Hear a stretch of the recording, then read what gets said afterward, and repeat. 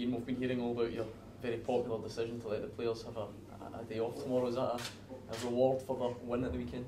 Yeah, it was a little carrot there, and you know, hopefully it's put smiles on faces. It's you know, I had a rethink on the way things were.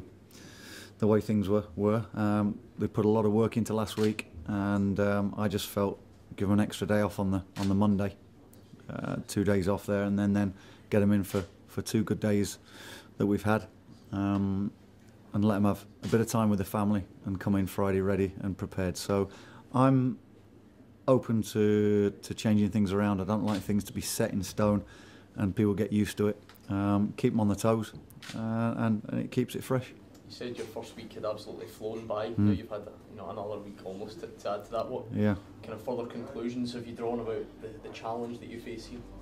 Well, again, it's allowed me to watch 1 or 2 more games, a bit more footage, and assess more of the squad. And again, they've worked well over the couple of days.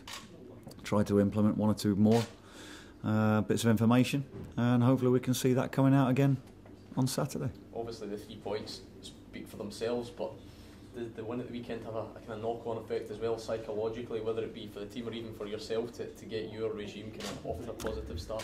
Yeah, I think when you do get a win on a Saturday, when the players are next in, it's again, there's a bubbly feel about the place. But I've had that feeling since I've come in the door, and so it's been no different this week in that respect.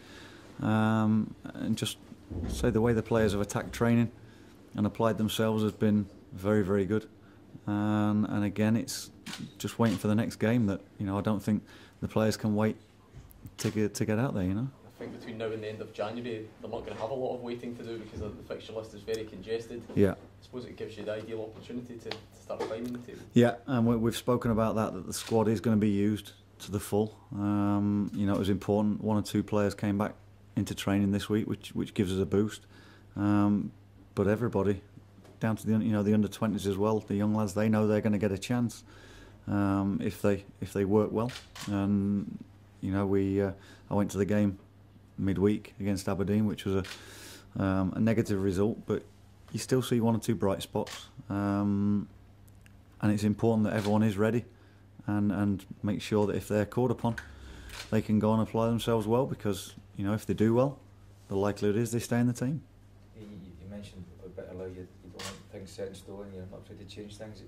That was evident on Saturday at half time when you made positional changes, substitutions. Is that something you're keen to do just to I you know, you judge a game as you see it and as it goes on, and you've got to be prepared as a coach and a manager to make those big decisions, whoever it might upset. And you know, it's for the best of the team. It's not personal. And I just felt on Saturday, having spoken to the staff as well, that those changes were merited. Now, Mark O'Brien had took a bang on the head as well, so we took advice from the doctor. But he was under a bit of pressure with the yellow card that he'd received, and the crowd were baying for his blood. So again, I was pleased that the referee was strong, because many of his challenges were very good. But we just made the changes, and obviously second half during a game, I'm not averse to changing the system and the way of going, and we changed 1 or 2 over, and it benefited with the goal. You obviously come at a time when most managers are looking at, a lot of managers are looking at January and transfer windows and stuff. Yeah. Do you know much about, I don't know how long you've got with Henrik Ayami yet before his loan deal's up? You know anything about that at all?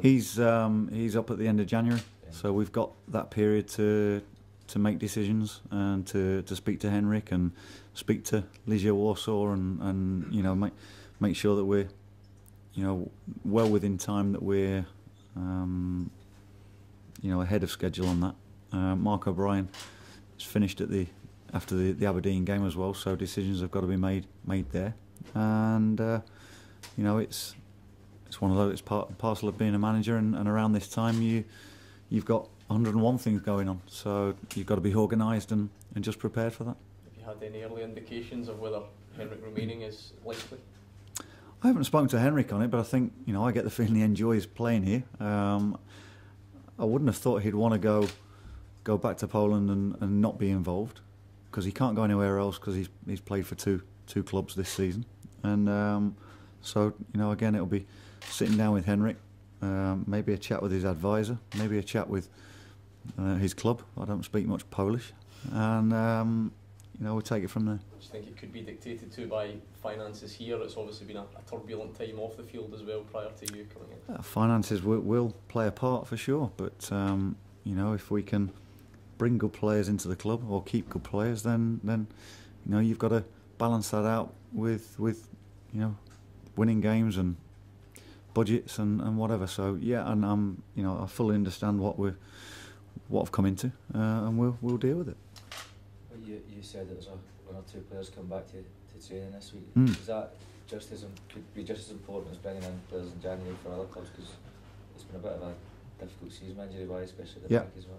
Yeah, when we had 521s on the bench, one on the pitch starting Saturday, you'd like to see one or two of the more of the senior players coming back.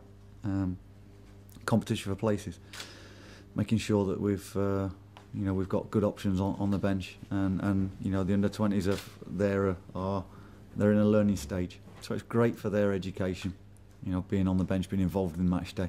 But at times you do need some more senior players as well, and the likes of Stevie Hamill coming back into training, Craig Moore trained yesterday and today, but just feeling a little niggle, so we're not going to rush him.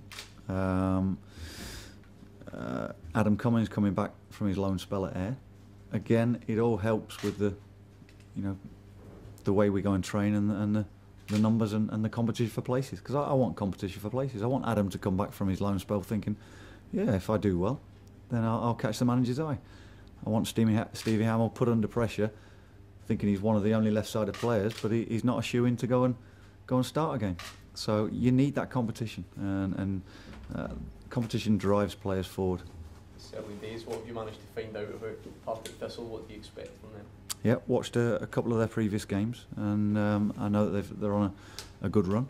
Certainly their last away game at Inverness was seemed to be a surprise for everybody, but the way they set the stall out and the way they worked, they deserved it.